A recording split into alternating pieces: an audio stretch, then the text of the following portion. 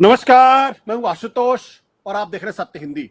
सत्य हिंदी के विशेष कार्यक्रम आशुतोष की बात में आपका स्वागत है। बातचीत शुरू करने के पहले एक छोटी सी अपील। सत्य हिंदी एक कोशिश है ईमानदार, निडर और निर्भीक पत्रकारिता की। हम अपने लाखों दर्शकों के शुक्रगुजार हैं जो लाखों की संख्या में हमारे कार्यक्रमों को देखते हैं और हमारी हौसला अफजाई करते हैं। हम उनसे एक और छोटी सी गुजारिश करना चाहते हैं कि आप न केवल हमारे कार्यक्रम देखें बल्कि संभव हो सके तो बड़ी संख्या में हमारे वीडियोस को डिस्ट्रीब्यूट करें, सर्कुलेट करें और शेयर करें, ताकि ईमानदार पत्रकारिता ज्यादा लोगों तक पहुंचे ऐसे समय में जबकि ईमानदारी से ईमानदार पत्रकारिता करना बहुत मुश्किल काम होता जा रहा है। और अब आज की बातचीत शुरू करते हैं। ऐसा लगता है जैसे देश के प्रधानमंत्री नरेंद्र मोदी और एनडीए सरकार के लिए मुसीबतें कम नहीं हो रही हैं। एक के बाद एक विदेश नीति में उनको बड़े से बड़े झटके लग रहे हैं, लेकिन उनको जो सबसे बड़ा झटका लगा है वो नरेंद्र मोदी जी को उनके अपने ही परम दोस्त डोनाल्ड ट्रंप से लगा है। डोनाल्ड ट्रंप ने भारत की तमाम चीजों को दरकिनार करते हुए 25% का टैरिफ लगाया और साथ ही साथ ये धमकी भी दी है कि अगर भारत रूस से ऑयल यानी तेल अगर खरीदना बंद नहीं करेगा तो 1 अगस्त से उनके ऊपर उस पर पेनाल्टी भी लगेगी। अब ये जो कदम है, ये कदम कम से कम नरेंद्र मोदी जी डोनाल्ड ट्रंप से, जिनको वो अपना व्यक्तिगत दोस्त कहते हैं, अपना निजी दोस्त कहते हैं, अपना बहुत अच्छा दोस्त बताते हैं, जिनके लिए उन्होंने जाके वोट मांगा था, अब की बार ट्रंप सरकार किया था, उससे तो नहीं उम्मीद की होगी। लेकिन ऑपरेशन सिंदूर के बाद भारत का पूरी तरीके से वर्ल्ड पॉलिटिक्स में अलग थलग पड़ जाना, पाकिस्तान के साथ अमेरिका, चीन और रूस का जिस तरीके से उनके साथ खेलने का काम कर रहे हैं, उससे भी भारत को काफी झटका लगा है। ऐसे में ये जो नया टैरिफ का मामला हुआ है, इससे न केवल भारत की अर्थव्यवस्था को नुकसान पहुंचेगा, क्योंकि लोग ऑलरेडी ये कहने लगे हैं कि इसकी वजह से भारत की अर्थव्यवस्था जो 6% के आसपास जीडीपी ग्रोथ हो रही थी उस पर कमी आ सकती है और 6% से नीचे भी जा सकता है। तो सबसे पहले आपको यह हम बता दें कि दरअसल ये जो टैरिफ है, इससे संबंधित कुछ ग्राफिक्स आपको हम दे देते हैं। हमने कहा कि भारतीय सामान पर टैरिफ जो है वह 25%, और मैं इसको ट्रंप का डबल धमाका कहता हूं, क्योंकि टैरिफ के साथ साथ रूस से ऑयल लेने पर पेनल्टी की भी धमकी उसमें है। इसके अलावा अगर आप ध्यान से देखें तो भारत का रूस से जो रक्षा सौदा है, क्यों मैं ये बात कह रहा हूं, इसलिए कह रहा हूं क्योंकि अगर आप रूस से कुछ भी खरीदारी करते हैं या रूस से किसी भी तरीके का रिश्ता रखते हैं तो अमेरिका को दिक्कत हो रही है। और हमारी रूस पर कितनी ज्यादा निर्भरता है इस बात से स्पष्ट होता है कि भारत का रूस से जो रक्षा सौदा है आज भी 36% है। हालांकि इसमें काफी कमी आई, 2010-14 के आसपास 72% थी, अब घट के 36% हो गई है। इसके अलावा अगर आप देखें जो तेल, जिसको लेकर ज्यादा नाराजगी अमेरिका दिखा रहा, ट्रंप दिखा रहा, 35% जो हम ऑयल इंपोर्ट करते हैं, लगभग 80% ऑयल हम इंपोर्ट करते हैं पूरी दुनिया से, जिसमें 35% हम रूस से इंपोर्ट करते हैं। उसका बड़ा कारण यह है क्योंकि यूक्रेन वॉर के बाद से रूस ने भारत को सस्ते दामों पर ऑयल देने का फैसला किया था और भारत ने उसका फायदा भी उठाया था। जो टैरिफ लगाया है उससे भारत को नुकसान हो सकता है, टेक्सटाइल्स में, जवाहरात और आभूषण में, खिलौने में, इंजीनियरिंग के सामान में और झींगा मछली में। इसके साथ साथ एक और खबर आई है देर शाम तक। वो खबर यह है कि ईरान के संबंध में ट्रंप ने 8 भारतीय कंपनियों पर और 5 भारतीय व्यक्तियों पर भी प्रतिबंध लगा दिया, सैंक्शन लगा दिया है। तो आइए बात करते हैं कि डोनाल्ड ट्रंप के इस कदम का क्या फर्क पड़ने वाला है, और सबसे बड़ी बात यह है कि आखिर भारत की विदेश नीति है कहां। रूस, जो आपका बहुत अच्छा दोस्त हुआ करता था, वो भी पाकिस्तान के साथ खड़ा होता दिखाई पड़ रहा है। अमेरिका ने आज ही कहा है कि वो वहां पे ऑयल रिजर्व्स के एक्सप्लोरेशन में मदद करेगा, और शायद ऐसा भी दिन आ सकता है जब भारत को पाकिस्तान तेल दे, यानी खाओ में एक तरीके से नमक मिर्च लगा के उसको मीचने का काम कर रहा है। हमारे साथ जो मेहमान, उनका परिचय करा देते हैं। इस वक्त हमारे साथ मौजूद हैं लंदन से बीबीसी के पूर्व पत्रकार और लेजेंडरी पत्रकार नरेश कौशिक जी हैं हमारे साथ कार्तिकेय बत्रा इस वक्त जुड़े हुए हैं, डॉक्टर कार्तिकेय बत्रा, और यूएसए से प्रोफेसर मुक्तदर खान साहब हमारे साथ जुड़े हुए हैं। कौशिक जी, आपको उम्मीद थी कि 25% का ये जो टैरिफ ट्रंप लगा देंगे, और ये क्या इंडिकेट करता है दरअसल? अनम्यूट करना पड़ेगा sir, you have to unmute. Yes.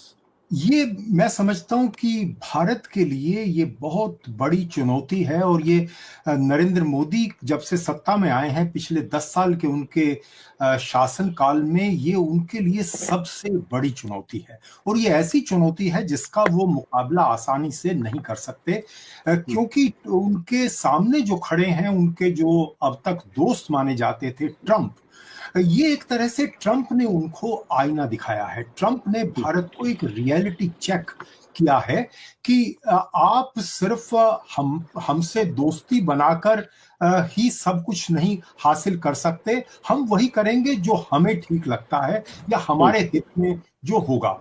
अभी तक ये लगता था कि अमेरिका में पिछले 20-25 साल से, बल्कि 25 साल से मैं कहूंगा, क्लिंटन के बाद से, क्लिंटन ऑनवर्ड से शुरू हो गया था, भारत के साथ में अमेरिका ने संबंध सुधारने तेजी से शुरू किए थे। कुछ महीनों बाद ही जब भारत ने परमाणु बम का विस्फोट किया था 1999 वाजपेयी जी की सरकार के बाद, उन्होंने सैंक्शंस लगाई थी क्लिंटन ने। लेकिन कुछ समय के बाद ही उन्होंने महसूस किया कि नहीं, भारत को हमें अपने साथ लेकर चलना है। तो उन्होंने वो धीरे धीरे सैंक्शंस ढीली की, और भारत के साथ फिर जो दोस्ती जो शुरू हुई, वो आज तक, अब मतलब ये समझता हूं कि मोदी टू, ये ट्रंप टू तक वो जारी रही। अब ऐसा लगता है कि और इसके इसके पीछे, इस दोस्ती के पीछे अमेरिका को लगता था कि वो चीन के मुकाबले भारत को एक खड़ा कर सकता है, और चीन उसको सबसे बड़ा शत्रु लगता था, और उसको लगता था उस पूरे एशिया में एक इतना बड़ा देश है जो चीन को टक्कर दे सकता है। लेकिन ये खाली आप अमेरिका के भरोसे नहीं कर सकते। तो इसलिए मुझे लगता है कि भारत ने जो उसका लाभ होना चाहिए था, वो नहीं उठाया। तो ये भारत की विदेश नीति की नहीं, मैं तो समझता हूं कि भारत की आर्थिक और रक्षा नीति की भी एक बड़ी विफलता है। क्योंकि हमने पिछले 25 साल में जो करना चाहिए था, अपनी अर्थव्यवस्था को अपने पांव पर खड़ा करना चाहिए था, वो हमने नहीं किया। अर्थव्यवस्था बेहतर हुई धीरे धीरे, अब वह चौथी, हम जीडीपी के हिसाब से बड़ी ताकत बन चुके हैं। अब भारत एक बहुत बड़ी कह सकते हैं क्या मिलिट्री पावर है, लेकिन ऐसी नहीं कि वो किसी के बल के बिना, अब जैसे चीन ने अपने आप में, पिछले 25 साल पहले की बात मैं करूं तो चीन ने ये किया था कि उसने ये तो उसने पहले तय कर लिया था कि बाजारों का तो नेता तो बन गया था, दुनिया का बाजार बन गया था। लेकिन उसको लगा कि ये बाजार से संभव नहीं होगा, हमें अपने पांव पर खड़ा होना है। कहीं पश्चिमी देश हमें वो मशीनें जो बेचते हैं वो देना ना बंद कर दें, वो टेक्नोलॉजी ना देना बंद कर दें। तो चीन ने अपनी नई टेक्नोलॉजी विकसित की, मशीनें बनाना शुरू किया, और आज स्थिति यह है कि चीन को कोई ट्रंप धमका नहीं सकते। ट्रंप को ने धमकाने की कोशिश की थी, लेकिन ट्रंप को ही झुकना पड़ा था। भारत के पास में इस समय ऐसी कोई स्थिति नहीं है कि भारत अपने पांव पर खड़ा होकर ये कह सके कि नहीं, हम इसका मुकाबला करेंगे। हालांकि मुझे ऐसा लगता है कि भारत को कैपिचुलेट नहीं करना चाहिए। दूसरी बात यह है कि इस समय ऐसा लगता है कि ट्रंप भारत को कुछ नीचा दिखाने, खासकर मोदी जी को नीचा दिखाने की कोशिश कर रहे हैं। जैसे वो ये जो टैरिफ्स हैं, ये तो और देशों पर भी लगा रहे हैं, लेकिन इसके साथ साथ जो भारत की सरकार को या भारतीय लोगों को जिससे सबसे ज्यादा गुस्सा आता है, जिससे सबसे ज्यादा, जिसे कहते हैं दुखती रग में, जैसे पाकिस्तान सपोर्ट करना। अभी उन्होंने इसके बाद ही, कल ही पाकिस्तान के साथ कहा है कि हम उनके जो है तेल भंडार बनाने की कोशिश करेंगे। तो इस बिल्कुल इसके साथ साथ इसको जोड़कर ऐसा लगता है कि हमारे जख्मों पर वो नमक छिड़क रहे हैं। अभी वो उन्होंने पाकिस्तान को भारत के साथ जोड़ के साबित किया, और ये कहा कि हमने धमका के एक तरह से समझौता कराया था, युद्ध विराम कराया था, और यही बात वो बार बार कहते रहे। मुझे ऐसा लगता है कि इस समय भारत को ये करने की जरूरत है कि हम किसी से झुकने वाले नहीं हैं, चाहे कुछ भी हो। देखिए, आपका कैपिचुलेशन में आपको झुकने वाला नहीं है। मुझे ऐसा लगता है पर्सनली कि नरेंद्र मोदी को राष्ट्र के नाम एक संदेश देना चाहिए कि हमारे पास ये इस समय मुसीबत है और हम सब देशवासी एक हैं। हम इसमें हम पर ट्रंप ये दबाव डाल रहे हैं इस तरह का, हम ये दबाव के आगे झुकने वाले नहीं है, जैसा कि कार्नी ने कनाडा में किया था। आपको याद होगा कनाडा को इसी तरह से धमकाया था, लेकिन कनाडा में वो कार्नी इतने पॉपुलर हुए उसके बाद में। तो मुझे ऐसा लगता है कि भारत की सरकार को भी कुछ इस तरह से करने की जरूरत है कि नहीं, हम कुछ नुकसान उठा लेंगे लेकिन हम इस तरह से झुकने वाले नहीं हैं। बिल्कुल नरेश जी, आपने जो बात आपने कही है, लेकिन प्रोफेसर मुख्तार खान साहब, देखने में तो ये आ रहा कि अमेरिका और ट्रंप जब से आए उसके बाद से लगातार भारत पे एक तरीके से तो हमले भी करते आ रहे हैं। जैसे सबने देखा किस तरीके से उन्होंने हथकड़ी बेड़ी लगाकर भारतीयों को भेजा, उसके बाद भारत को लगातार टैरिफ किंग करते रहे, और ऑपरेशन सिंदूर के बाद जो सीज फायर उसको तो लेकर 30 बार वो एक तरीके से हमको भारत को इंसल्ट कर चुके हैं या इंटिमिडेट कर चुके हैं, जिस भी संदर्भ में आप उसको समझने की कोशिश करें। भारत ने एक बार भी उसका जवाब नहीं दिया, मोदी सरकार ने एक बार भी उसका जवाब नहीं दिया। क्या ये भारत की कमजोरी दिखाई नहीं पड़ती है? आप जवाब तो कम से कम एक बार तो देना ही चाहिए था, आप बिल्कुल जवाब नहीं दे रहे हैं। संसद के अंदर सवाल खड़ा था, वहां भी आप जवाब नहीं देते हैं। ट्रंप का नाम लेने से आप हिचकते हैं, अमेरिका का भी नाम लेने से हिचकते हैं। वॉज इट राइट पॉलिसी या द रॉन्ग पॉलिसी? आशुतोष जी, आपके सुनने वालों को मेरा सलाम, नमस्ते सर। अगर आप बार बार लेट्स से कि आप मिडिल वेट बॉक्सर हो या फ्लाई वेट बॉक्सर हो और आप बार बार ये कहते रहें सारी दुनिया में कि मैं सुपर वेट बॉक्सर हूँ, बार बार यही कहते रहें, और फिर जब ओलंपिक्स की बात आती और आपको सुपर वेट कैटेगरी में अगर एंट्री दे दी गई तो सोचिए क्या पिटाई होने वाली है आपकी वहाँ पर। तो इंडिया के साथ भी ऐसे ही हो गया। पिछले चंद सालों से इतना फॉरेन पॉलिसी को इस्तेमाल करके प्राइम मिनिस्टर मोदी की इमेज को इतना बढ़ाने की कोशिश की कि इंडियन फॉरेन पॉलिसी इंडिया के नेशनल इंटरेस्ट को सेफगार्ड करने के बजाय वो मोदी के पर्सनल इमेज को सेफगार्ड कर रहे हैं। मैं आपको मिसाल देता हूँ, पिछले 3 हफ्ते में आपने देखा होगा कि जितने भी मुल्क को डोनाल्ड ट्रंप ने वार्निंग दी थी कि 25% लगाऊंगा, उन्होंने 10% डिस्काउंट खरीद लिया। मिसाल के तौर पे यूरोपियन यूनियन 25 से 15 पर आया after promising $600 billion investment. Japan भी 25 से 15 पर आया after promising $550 billion. South Korea भी 25 से 15 पे वापस आया, अनाउंस $350 बिलियन। इंडोनेशिया को 1% का एडवांटेज वियतनाम में इसलिए मिला कि उसने 50 बिलियन के वो बोइंग खरीद के जेट्स खरीदे। ये इंडिया ने नहीं खरीदा, इंडिया ने ये डिस्काउंट खरीदा। इंडिया अगर ये डिस्काउंट खरीदता तो मोदी का इमेज खराब हो जाता। ये जो सरेंडर नरेंद्र जो चल रहा है इंडिया में, तो on many issues I think कि ये डिलेमा आ रहा है डोनाल्ड ट्रंप के साथ कि अगर हम इंडिया की इंटरेस्ट सेफगार्ड करें तो मोदी नीचे दिखेंगे। मिसाल के तौर पे वो नरेंद्र मोदी इसलिए जवाब नहीं देते हैं ट्रंप से क्योंकि ट्रंप के मुंह पे ब्रेक ही नहीं। अगर एक बात नरेंद्र मोदी ने कुछ कह दिया डोनाल्ड ट्रंप को डायरेक्टली कि तुम झूठे हो यार, अगर मजाक से भी कह दिया when did you say ceasefire is connected to trade, बल्कि वो हंस भी दिए, उसके बाद से जो ट्रोलिंग डोनाल्ड ट्रंप करेंगे वो खतरनाक होगी, मतलब वो हरा देंगे नरेंद्र मोदी को इलेक्शन में, इस तरह का डर है। तो I think one of the problems India का इस रिस्पॉन्स में ये है कि they are trying to also protect the image of the government कि हम मजबूत हैं, स्ट्रांग है, वो एक डिस्ट्रैक्शन है। लेकिन this is a very serious Ashutosh ji, ये बहुत सीरियस है क्योंकि देखिए बर्तानिया के साथ इंडिया का ट्रेड हुआ, आपको पता है बर्तानिया के 2% of the trade is India, it is not very big for them. यहाँ यूके में सीरियसली नहीं लिया जितना इंडिया में कवरेज हुआ यूके ट्रेड। यूके में आप जाके देखें बहुत कम, 1 दिन 1.5 दिन उन्होंने रेडियो पे बात की, वो भी स्टारमर को क्रिटिसाइज करने के लिए कि ये बैड डील थी यूके के लिए।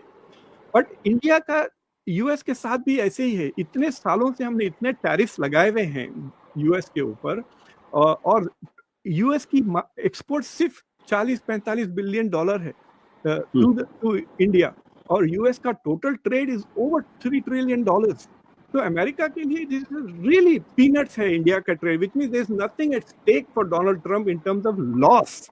देखिए अभी तक तो प्रॉमिस पे चल रहा था ना कि India will be the balancer against China, अब डोनाल्ड ट्रंप ने उल्टा कर दिया, वो चाइना के साथ डायरेक्ट डील कर रहे हैं, so he does not need India उतना ज्यादा टू बैलेंस चाइना।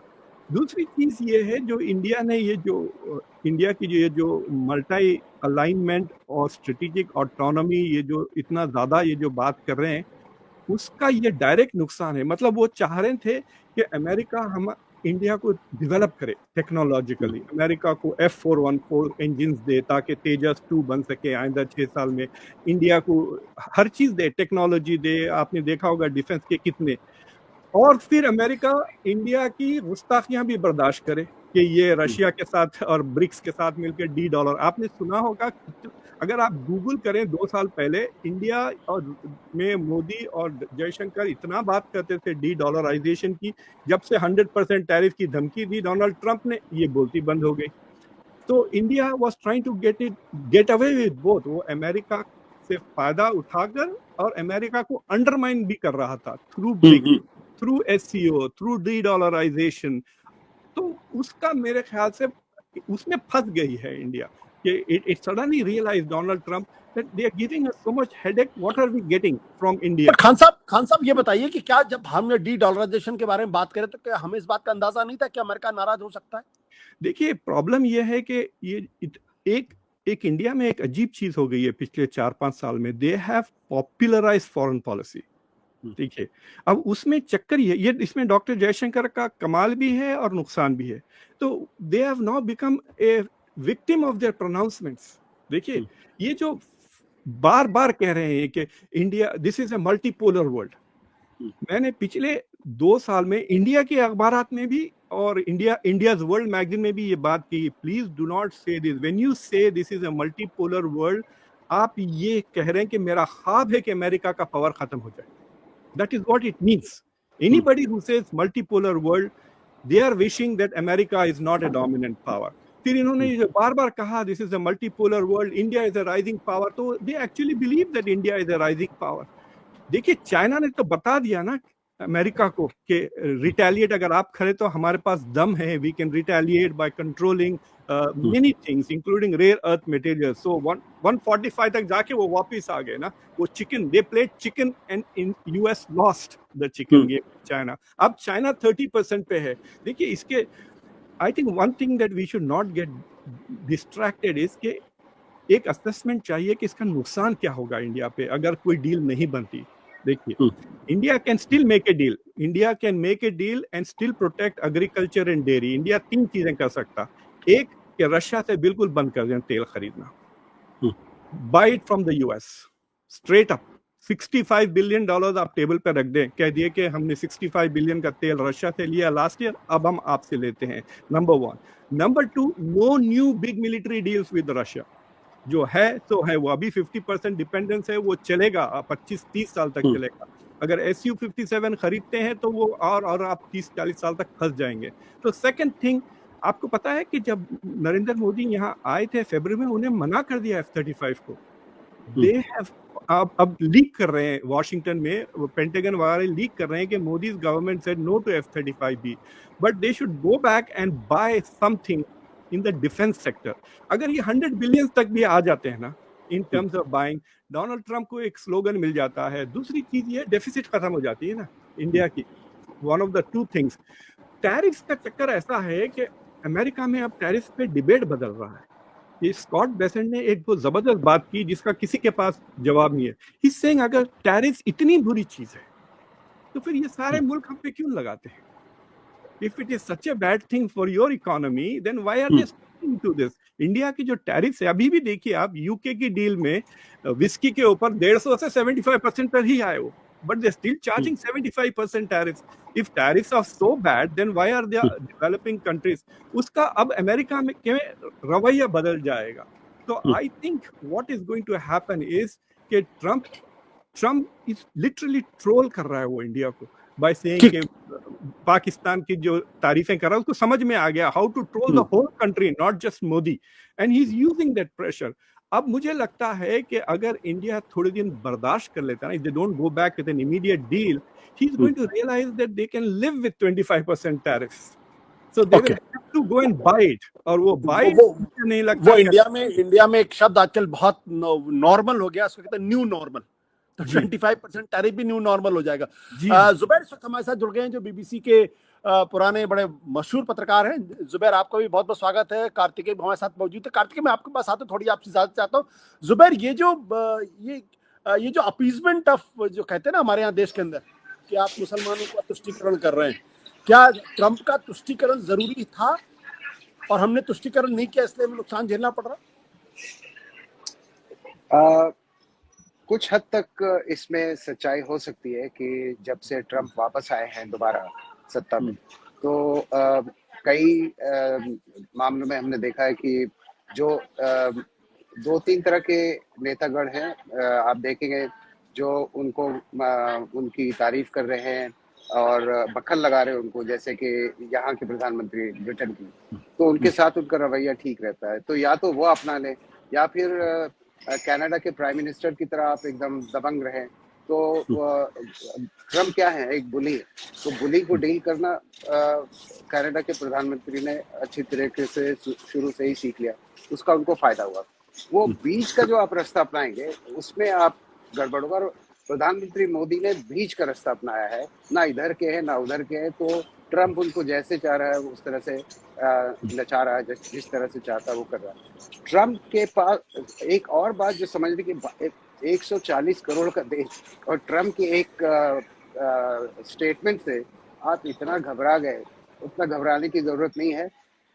ट्रम्प के बार्गेनिंग जो करने की आदत है, उसका एक उदाहरण था कल जो उन्होंने किया। और ये उनका एक पर्सनल एक ओपिनियन उन्होंने साझा किया। वो उसमें कोई एग्जीक्यूटिव ऑर्डर नहीं आया है और अभी डील होनी है। डील तो अभी हुई नहीं है ना, अभी तो नेगोशिएशंस हो रहे हैं। नेगोशिएशंस के बीच में उन्होंने ये बयान दे दिया है और ये एक तरह से भारत को दबाने की कोशिश कर रहे हैं। और मेरे ख्याल से झुकने की जरूरत नहीं है, इसमें डिप्लोमेसी ही की जीत होगी अंत में। तो आप थोड़ा बर्दाश्त करें। 25% अभी कह रहे हैं, जब आपका फाइनली अग्रीमेंट होगा अमेरिका के साथ तो वो 15% या इसके आसपास ही होगा, जैसे कि यूरोपियन यूनियन के साथ हुआ और जापान के साथ हुआ। या फिर हो सकता है थोड़ा सा ज्यादा हो, लेकिन मुझे लगता है कि 15% पे डोनाल्ड ट्रंप तैयार हो जाएंगे। हाँ, भारत को भी कुछ देना पड़ेगा। भारत अभी तक ऐसा लगा है कि जो व्यापारिक संबंध है दोनों देशों के बीच में, तो डोनाल्ड ट्रंप को ये लगता है कि हमें कुछ नहीं मिल रहा उसमें, और इसीलिए वो कह रहे हैं कि हम ज्यादा उनके साथ बिजनेस भी नहीं कर रहे। लेकिन ऐसा नहीं है। आप अगर सिलिकॉन वैली का उदाहरण देखें तो पिछले 30-40 सालों में जितना कंट्रीब्यूशन भारत के आईटी सेक्टर का है, सिलिकॉन वैली, आज सिलिकॉन वैली जहां पर आज पहुंची है उसमें भारतीयों का बहुत बड़ा योगदान है। डोनाल्ड ट्रंप को ये भूलना नहीं चाहिए। इसी तरह से आप फार्मास्यूटिकल इंडस्ट्री में ले रहे हैं, जो उसमें दवाइयाँ जो है वो, उसमें जिस तरह से भारत सस्ते दाम इसको देता है अमेरिका को, उससे वहाँ के जो हेल्थ सेक्टर के लोग, उसमें काफी फायदा होता है।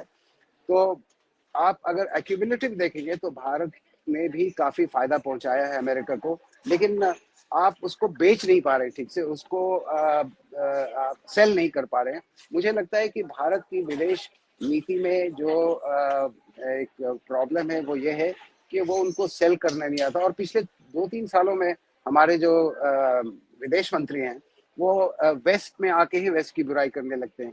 डिप्लोमेसी से काम लेने के बजाय सीधा यहाँ पर कह देते हैं कि ये तो डबल स्टैंडर्ड है और ये वेस्टर्न वर्ल्ड जो है इसे, ये काम तो पत्रकारों का है। हम कहते रहते हैं डबल स्टैंडर्ड तो बिल्कुल है, इसमें कोई शक नहीं है। लेकिन आप जो है भारत का नेतृत्व कर रहे हैं विदेश में, और आप यही बैठ के वेस्ट में ही बैठ के आप इनकी जो दोहरी पॉलिसी के बारे में इतना खुल्ला बयान देते हैं। आप विदेश मंत्री हैं भारत के, तो मेरे ख्याल से ये उन पर भारी पड़ा है। वो बहुत हल्के हो गए इस वक्त।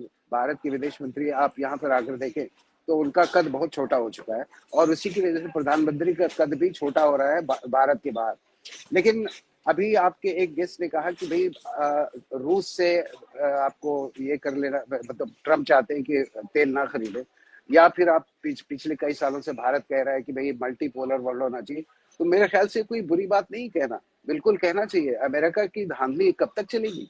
ये यूनिपोलर वर्ल्ड कब तक चलेगा? और यही कोशिश चीन और ब्राजील और भारत मिलकर कर रहे थे, जो आपने देखा होगा पिछले 2-3 सालों में ब्रिक्स के जो देश हैं उनकी ये कोशिश रही है। तो वो कोशिश तो हमें जारी रखनी चाहिए। आपको यूएन के रिफॉर्म की जरूरत है, आपके वर्ल्ड बैंक में रिफॉर्म की जरूरत है, आपके जितने भी जो मल्टीपोलर संस्थाएं हैं उसमें रिफॉर्म की, उसमें सारी इजारादारी इनकी, सारी धांधली तो इन्हीं की चलती है वेस्ट की। बट जुबैर वो सब तो थ्योरेटिकल बातें हैं ना, मतलब प्रैक्टिकल बात नहीं है इसमें। हाँ, तो इसमें काम हो रहा है, इसमें वक्त लगेगा। और अभी बीच में आपका जो एक प्रेसिडेंट आ गया अमेरिका में, जो अभी आपको झेलना पड़ेगा 3-3.5 साल। और उसके बाद जब बाइडेन के टाइम में तो ये नहीं हो रहा था, बाइडेन के प्रॉब्लम्स कुछ और थे। लेकिन आपको याद होगा बाइडेन के टाइम में 2023 में जस्ट 2 साल पहले भारत के प्रधानमंत्री को स्टेट विजिट मिला, जो सिर्फ इजराइल के प्राइम मिनिस्टर को मिला है पिछले कुछ सालों में। तो उस वक्त तो हम कह रहे थे कि भारत का कद बहुत ऊंचा हो गया है। लेकिन अब ये प्रेसिडेंट ऐसे है जो इनके साथ आपको डील करना आना चाहिए, जहां पे भारत चूका है। अगर आप डील करना सीख लेते इनसे, एक बुली है, बुली के साथ कैसे आप डील करेंगे वो आपको नहीं आया, इसीलिए आप मतलब बेसिकली आपको सीखना पड़ेगा। वैसे वेस्ट में एक आजकल एक थियरी चल रही है जो एस्ले टेलिस की थियरी है कि भारत अपने आप को एक डिल्यूजनल सुपर पावर समझने लगा है। इंडियाज ग्रेट पावर डिल्यूजन्स ये करके एस्ले टेलिस ने एक लेख भी लिखा, जिसको हमारे ख्याल से निरुपमा राव ने काउंटर करने की कोशिश भी की है, ध्रुव जयशंकर ने भी काउंटर करने की कोशिश की है। कई तरीके की थियरी दी जाती। बट डॉक्टर कार्तिकेय, ये जो टैरिफ का जो है विदेश नीति में तो जो हो रहा है सो हो रहा, आपको क्या लगता है क्या इसकी वजह से दो चीजें, एक क्या भारत की अर्थव्यवस्था पर इसका वाकई असर पड़ेगा, और क्या आपको लगता है इसकी वजह से मोदी जी की अपनी जो इमेज है उसको नुकसान पहुंचेगा? दोनों का ही जवाब है हाँ। इसको एक और लेयर इसमें जोड़ देते हैं। अंतरराष्ट्रीय आर्थिक ऑर्डर पे असर पड़ेगा, भारत की आर्थिक स्थिति पे असर पड़ेगा और भारत की राजनीति पर असर पड़ेगा। ये बहुत ही लेयर्ड प्रोसेस है। अगर आप देखिए कि ट्रम्प साहब का जो, मैं इसको बोलूंगा the great trade shake up, the great disruption global trade में जो हो रहा है, मतलब पिछले कुछ समय में जो टैरिफ्स आ रहे हैं। आज WTO कहाँ है? WTO इतनी बड़ी संस्था है, मतलब लोग पैसा देते हैं कंट्रीज, उसमें हमारे डेलीगेशंस जाते हैं। WTO की तो आवाज ही नहीं सुनाई दे रही हमको इस पूरे प्रोसेस में। और अगर दे भी रही है तो इतनी आवाज तो तेज नहीं आ रही है कि ये बाकी शोर को वो नीचे डाउन कर दे। WTO was supposed to be the judge of the entire process की ट्रेड नेगोशिएशंस, टैरिफ्स, वो कहीं नहीं दिख रहा है। तो एक जो स्टेबिलिटी आई थी ग्लोबल ट्रेड में WTA और GATT के बाद, वो कहीं ना कहीं एक एडहॉकिज्म की तरफ जा रहा है। अब हो सकता है इस राउंड ऑफ एडहॉकिज्म के बाद एक नया, जिसे कि आप बार बार कह रहे हैं, न्यू नॉर्मल आए, जिसमें कुछ स्टेबिलिटी आ जाए। बट अभी के लिए तो बहुत एडहॉकिज्म है इसमें। तो एक तो ये जो रूल्स बेस्ड एक इंटरनेशनल अफेयर्स में हम पढ़ते हैं ट्रेड पॉलिसी, वो कहीं ना कहीं इंटरनेशनल फ्रेमवर्क जो है वो टूटता हुआ नजर आ रहा है। अब हम बात करें डोमेस्टिक इकोनॉमी की। देखिए भारत की जो इकोनॉमी है उसमें एक्सपोर्ट्स 20% है, उसमें सर्विस भी आता है, मर्चेंडाइज भी आता है। ये तो शुक्र है अभी कि सिर्फ टैरिफ जो है वो मर्चेंडाइज पे बात हो रही है, अभी सब सर्विसेज पे आए नहीं है, क्योंकि सर्विसेज में आपका IT सेक्टर, आपका KPO सेक्टर, ये सब भी आ जाएगा। और वो ज्यादा बड़ी चीज है मेरे हिसाब से भारत में। मैं ये नहीं कह रहा कि मर्चेंडाइज या गुड्स कम इंपॉर्टेंट है, बट सर्विसेज काफी ज्यादा इंपॉर्टेंट है। आप देखिए कि ऑलरेडी सर्विसेज AI के थ्रेट से यहाँ पे ले ऑफ्स हो रहे हैं भारत में। अगर आप टैरिफ भी लगा देंगे तो एक फर्दर लैक ऑफ कॉम्पिटिटिवनेस आ जाएगा। अब हम आते हैं गुड्स पे। जो 20% का ट्रेड है उसमें जो US है, भारत का सबसे बड़ा एक्सपोर्ट मार्केट है। तकरीबन 20% जो हमारा एक्सपोर्ट जाता है मर्चेंडाइज का, वो US में जाता है। देखिए अब ये बात जो हो रही है, मैं इस बात से अग्री करता हूँ कि diplomacy is the final solution. हो सकता है 25 से 15% पे आ जाए, हो सकता है 10% पे भी आ जाए। लेकिन ये कहानी ना एक वेकअप कॉल है हमारे लिए। जो आपने कहा ना अभी सुपर पावर, आपने वर्ड यूज किया, तो मुझे लगता है कि ये सरकार खासकर, इसने भारत के साइज के आधार पर जो बड़े बड़े प्रोजेक्शंस देने शुरू किए, उसमें कहीं ना कहीं उस नॉइज में जो बेसिक डिबेट था कि हम प्रोडक्टिव कितने हैं, हम कंपेटिटिव कितने हैं, ये नुआंसेस कहीं ना कहीं छूट गए पीछे। मैं अभी एक ग्राफ देख रहा था, प्रेस रिलीज PIB का, भारत का एक्सपोर्ट 2014 से 24 तक 67% बढ़ गया है। 10 साल में 67% बढ़ना कोई बहुत बड़ी बात नहीं है। किसी भी इकोनॉमिस्ट आप पूछिए, आप एनुअल ग्रोथ रेट देखते हैं, हम चौथी सबसे बड़ी इकोनॉमी बन गए हैं। It means nothing, it means literally nothing. हम दुनिया की सबसे पॉपुलर देश है और हम चौथी ही बड़ी अर्थव्यवस्था है, ऐसे इसको देखिए। हमारा per capita GDP is one of the lowest, हम 150 के आसपास रैंक आती है हमारी, 130 के आसपास पर कैपिटा में। प्रोडक्टिविटी में we are one of the lowest. तो ये जो चाइना का पता है, चाइना का जो चाइना उठा भारत दुनिया में कैसे उठा, उसने अपनी इकोनॉमिक्स को सॉर्ट आउट किया। हमने अपनी इकोनॉमिक्स को सॉर्ट आउट जो किया था 91 में, ऐसा ही एक क्राइसिस आया था, हमने एक पुश मारा, उसका हमें फायदा मिला 2013, 14, 15 तक। उसके बाद मैं कहता हूं 18 तक भी, 18 was a very good year. लेकिन उसके बाद जो फर्दर रिफॉर्म्स चाहिए थे, जो स्किलिंग में, जो वोकेशनल ट्रेनिंग में, जो मार्केट रिफॉर्म्स, चाहे लैंड हो चाहे कैपिटल हो, उसमें कहीं ना कहीं हम मिजरेबली फेल हुए, इनएडिक्वेट रहे। मोदी जी जब आए थे तो एक उम्मीद थी कि ये बिजनेस फ्रेंडली मुख्यमंत्री रहे हैं तो ये सारे बदलाव आएंगे। लेकिन कहीं ना कहीं पॉलिटिकल कंपल्शंस ने उनको भी बता दिया कि इतना आसान नहीं है।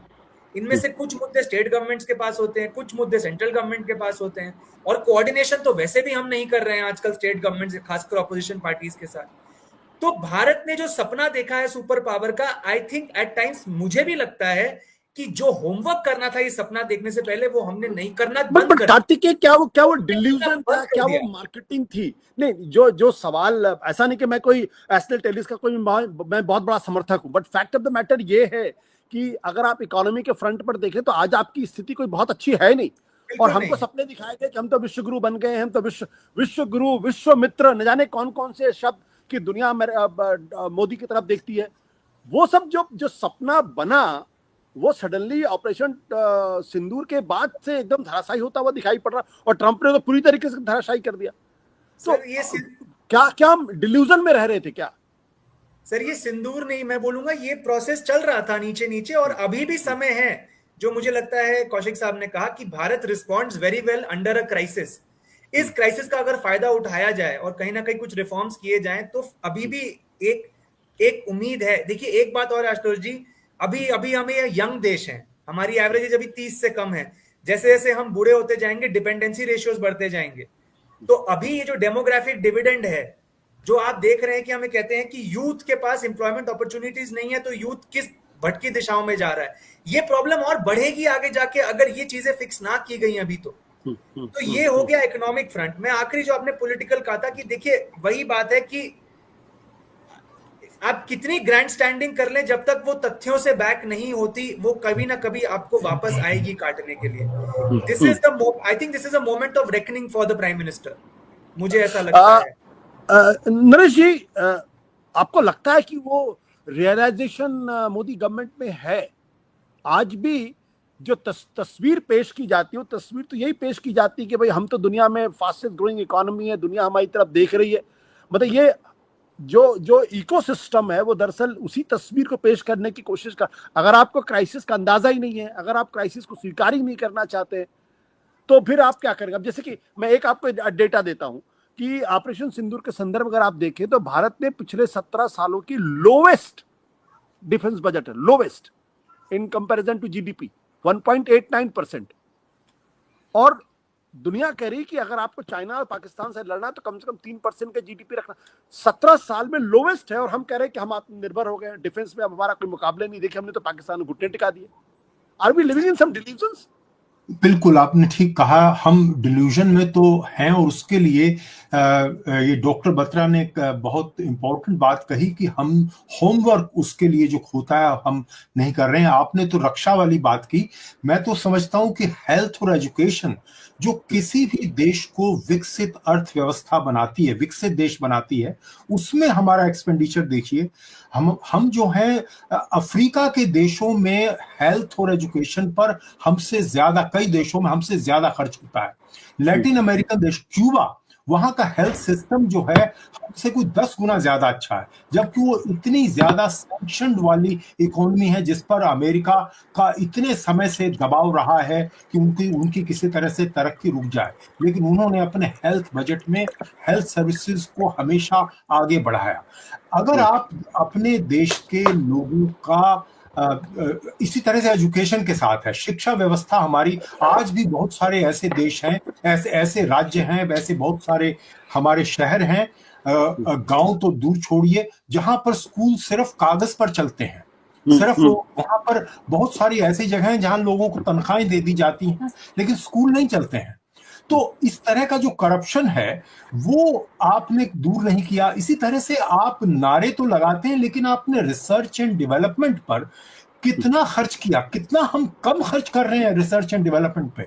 चीन को देखिए, वहां पर अगर कोई वो चीज का, अगर जैसा मैंने पहले अपने वक्तव्य में कहा था कि चीन ने जिस तरह से बाकायदा एक स्ट्रक्चरल ढंग से तरक्की की, जैसे उसने कहा कि हमें अगर पश्चिम से लोहा लेना है तो हमें मशीनें खुद बनानी होंगी, हमें टेक्नोलॉजी अपनी खुद विकसित करनी होगी। और उसके लिए उन्होंने ऐसा नहीं किया कि आप अमेरिका से या दूसरे पश्चिमी देशों से आप गिड़गिड़ाकर उनसे टेक्नोलॉजी मांग रहे हैं। उन्होंने अपने जो यूनिवर्सिटीज हैं उनके साथ मिलकर, सरकार ने, कम्युनिस्ट पार्टी ने उनके साथ मिलकर काम किया। उनको कहा, एक यूनिवर्सिटी को कहा कि आप ये चीज पर रिसर्च कीजिए, ये आप हमें बताइए कि इसको कितना हम अच्छा, सस्ता और अच्छा बना सकते हैं, जो कि हम दुनिया के साथ में टक्कर दे सकें।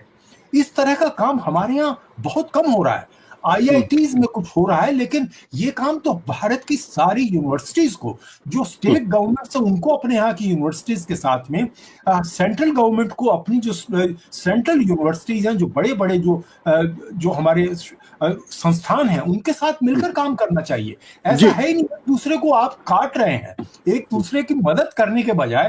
तो इसी तरह से रिसर्च एंड डेवलपमेंट पर जो काम होना चाहिए वो नहीं हो रहा। तो ये जो आपने डिल्यूजन वाली बात कही, हम सपने देखने में बहुत अच्छे हैं, और ये मैं बात, ये सिर्फ नरेंद्र मोदी की सरकार को दोष मत दीजिए, ये हम बहुत समय से ये करते रहे हैं। हम अब सपने देखते रहे हैं, लेकिन उसके लिए प्रयत्न नहीं करते हैं।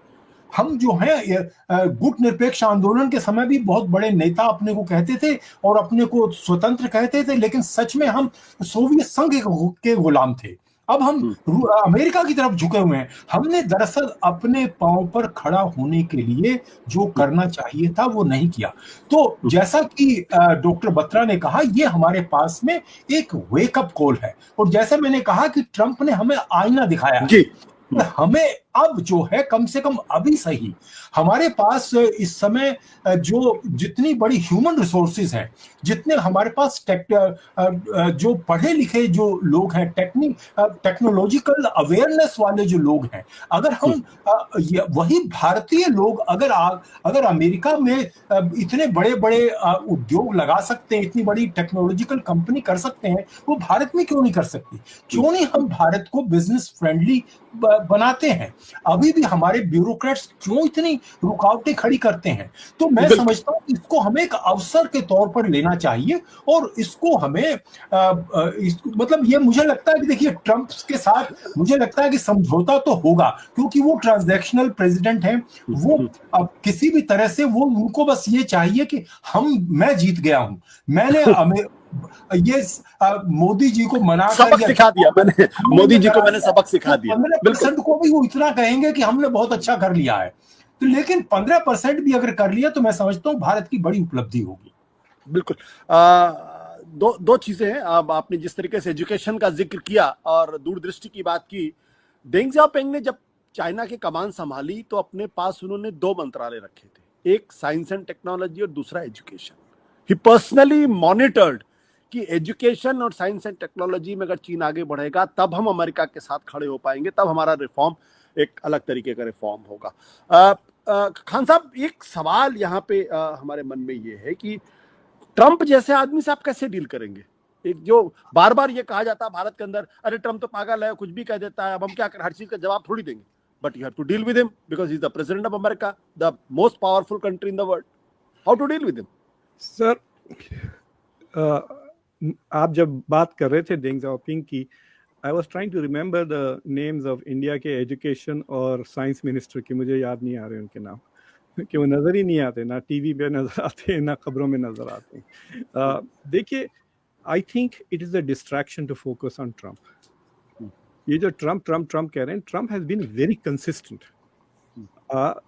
ट्रंप की फर्स्ट टर्म में Trump wanted to do the same thing. आपको याद है हार्ले डेविडसन को लेके उन्होंने काफी धूम की थी इंडिया के। Trump didn't know how to get things done in the first term, और उनके साथ जो लोग थे they were acting like BRICS.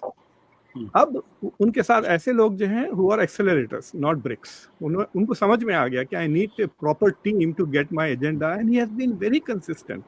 उनकी फॉरेन पॉलिसी बहुत सिंपल है, he is not distracted by geopolitics जैसा जो बाइडेन थे। जो बाइडेन ने बहुत बर्दाश्त किया प्राइम मिनिस्टर मोदी को और इंडिया की जो इंटेलेक्चुअल कम्युनिटी को। आपको याद है it was we pretended India में जैसे Donald Trump is our friend and America will be a great ally under Trump, not under Biden. क्योंकि एक बार कमला हैरिस ने एक लेक्चर दिया था मोदी को लॉस एंजलिस में ऑन ह्यूमन राइट्स, और फिर बार बार ब्लिंकन कहते थे we are keeping an eye on you. इस तरह से इंडिया वाज इरिटेटेड कि उसके माइनॉरिटीज पे ट्रीटमेंट पे क्रिटिसिज्म आ रहा है। But the thing is कि Trump has been very critical and he's been very consistent कि अमेरिका में मैन्युफैक्चरिंग वापस आनी चाहिए। उनका ये परसेप्शन है कि पिछले 30 years में during the era of globalization मुल्कों ने अमेरिका का एडवांटेज लेकर दे हैव डेवलप्ड। तो फॉर एग्जांपल ये सवाल आप बाइडेन एडमिनिस्ट्रेशन से करके देख सकते हैं कि भाई आपने इंडिया जब इतना टैरिफ आप पे लगाती थी आपने क्यों नहीं कुछ कहा। This is a fair enough question to people because America thought कि it was very rich. America अपने आप को बहुत अमीर समझता था, इसलिए it was willing to tolerate this. अब डोनाल्ड ट्रंप का फोकस उस पर है कि he does not want to tolerate this. दूसरी चीज मैं आपको ये बताना चाहता हूँ कि ये जो ये डिल्यूशनल पावर वाली जो बात छेड़ी, I think we need to do a whole show on that Ashley Tellis का। It is a very profound statement. मैं आपको एक छोटी सी बात बोलता हूँ, उसके बाद आप देख लें, मेरे ख्याल से लाखों लोग जान जल जाएगी। कोविड के बाद से अमेरिका ने 2 इंडिया ऐड किए हैं उसके जीडीपी को। We have added $8 trillion to our economy since 2020। हम 21 से $30 trillion हो गए, और उसी दौरान में China also has added more than 1 India. एक इंडिया, एक सऊदी अरेबिया ऐड कर लिया है चाइना ने। तो ये जो चौथी स्पॉट पे जो आप बार बार कह रहे हैं, it's not a very big deal. It is like saying कि ब्रैडमैन ने 30 सेंचुरीज बनाए और आप नंबर 4 पे है, आपने 2 सेंचुरी बनाए हुए हैं। It doesn't make any sense in that. So that is the thing that people have to understand. ये डिस्ट्रैक्शन है जीडीपी इंडिया का। मैं जब दिल्ली आया था कॉन्स्टेंटली लोग ऐसी बात करते थे, पता है मैं क्या जवाब देता था? अरे भाई आपके पास तो 2.4 बिलियन अंगूठे हैं, किसी के पास नहीं है दुनिया में। क्योंकि आपके पास 1.4 बिलियन इंसान है, तो जाहिर है 2.4 बिलियन आपके पास अंगूठे होंगे। सो that is a distraction. I think the thing that has happened is कि ये जो हम इन्वेस्ट रिसर्च में, डेवलपमेंट में, और इसलिए देखिए आप मैन्युफैक्चरिंग इंडिया की 15% से नीचे है। और ये जो एक सर्विस की मैं आप बात करता हूँ, अगर आप इंडिया के एक्सपोर्ट्स देखें टोटल, वो $850 बिलियन के $800 बिलियन है, जिसमें 450 मर्चेंडाइज है और 350 सर्विस के है, 300-350, जिसमें से 200 बिलियन अमेरिका को जाता है। तो इंडिया का जो main relation with the US is $350 billion का ट्रेड है अमेरिका के साथ, 130 in merchandise and about 210 in services. अगर रिश्ता खराब हो जाए ना तो वो भी अटैक होगा, and that is under attack. आपने देखा स्टूडेंट वीजास कितने कैंसिल हो गए हैं, H1Bs पे रिस्ट्रिक्शन आ गए हैं। डोनाल्ड ट्रंप ने कहा कि आईफोन मैन्युफैक्चरिंग अगर एप्पल इंडिया में करता है तो वो एप्पल की भी ऐसी की तैसी कर देंगे। अब जबकि वियतनाम के पास 20% है टैरिफ, इंडिया के पास 25% है। Apple makes its laptops and iPads in Vietnam, वो आईफोन भी वहीं बना सकता है फॉर 20% टैरिफ। तो India has to revisit all of these things कि वी हैव टू रीथिंक। और मैं देख रहा था जो सबसे pro Modi, pro India voices है, समित सारन को ले लें आप, ORF फाउंडेशन को, उनकी ट्वीट पढ़ें, वो कह रहे हैं अब इंडिया शुड रिफॉर्म। अरे भाई, एंड ही पहले क्यों नहीं किया? Exactly, that is my point कि आपने पहले क्यों नहीं। अब मजबूरन आप रिफॉर्म्स करेंगे in your agricultural sector, in your manufacturing sector etcetera. तो मुझे लगता है कि इंडिया के पास एक हिस्टोरिकल अपॉर्चुनिटी आशुतोष जी, और 15 साल। मैं आपको साफ ये बार बार कह रहा हूं कि अगर आइंदा 15 साल में इंडिया गेट्स इट्स डक्स इन ए रो, जो कहते हैं ना, अगर अपनी सही डिसीजन इंडिया लेती है तो आइंदा 300-400 साल इंडिया और China will dominate the world.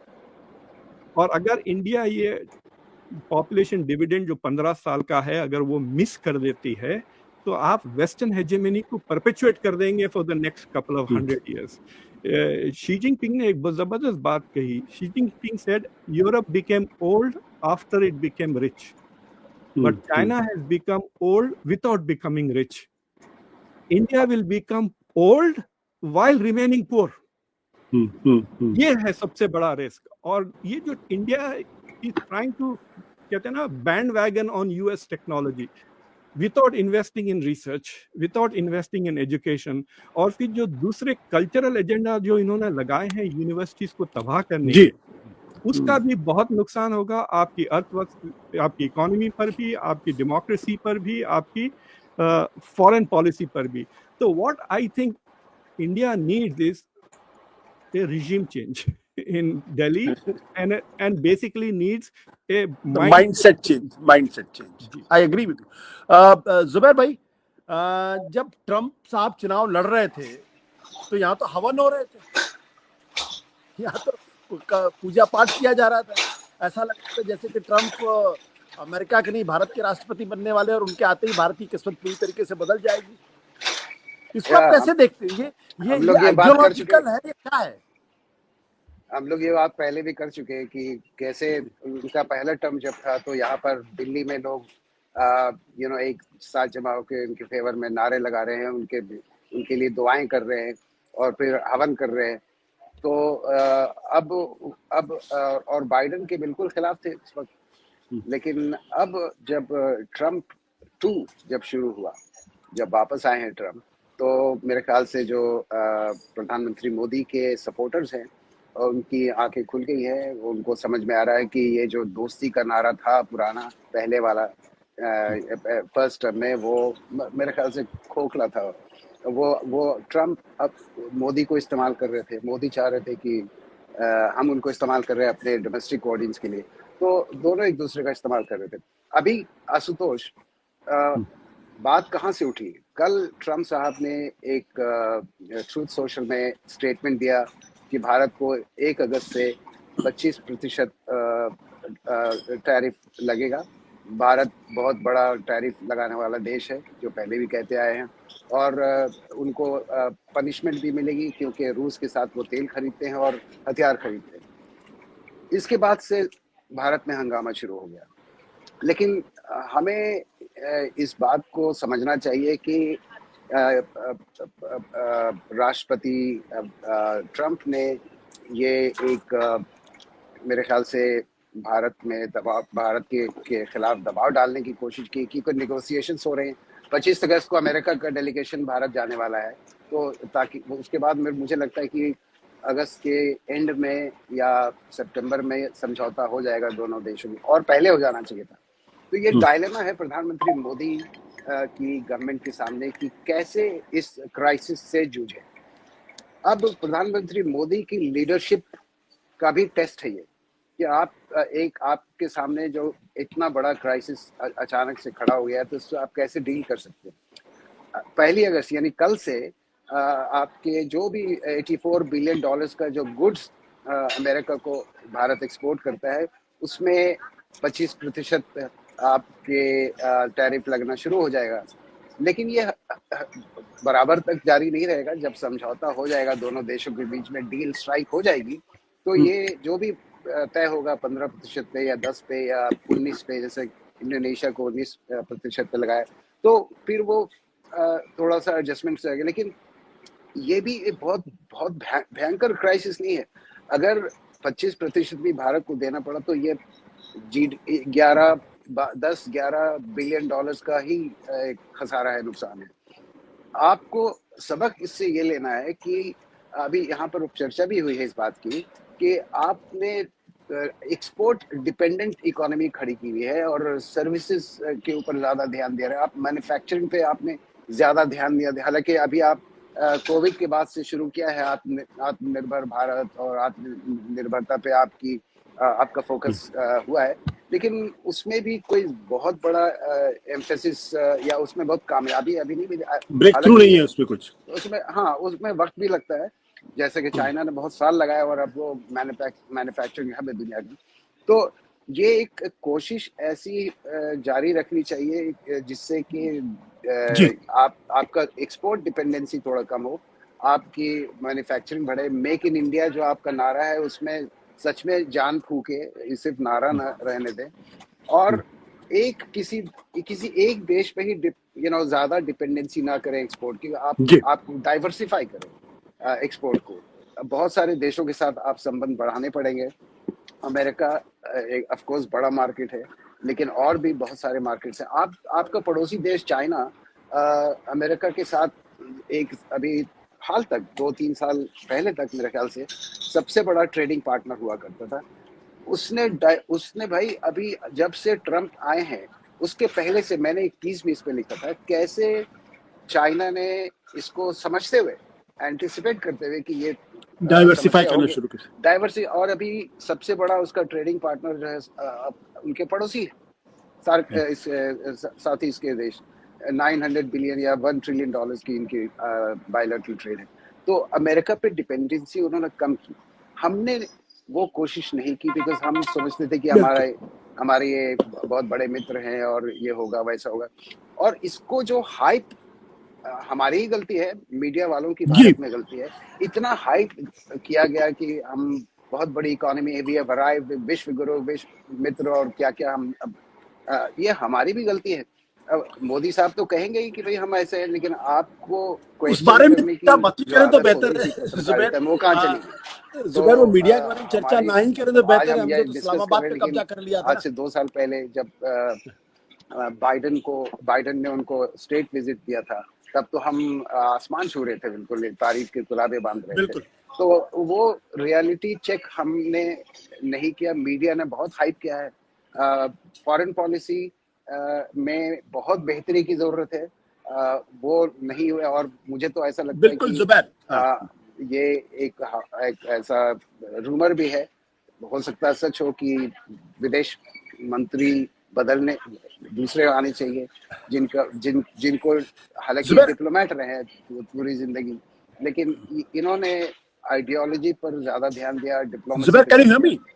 तो ये इनकी कोशिश ये होनी चाहिए कि ये जो बड़े देश हैं उनके साथ संबंध कैसे आपको तय करना। और साथ साथ आपके ब्रिक्स के जो देश, मैं तो समझता हूँ कि ये एक लंबी लड़ाई है कि मल्टीपोलर वर्ल्ड तो होना ही चाहिए और अमेरिका की धांधली नहीं चलेगी।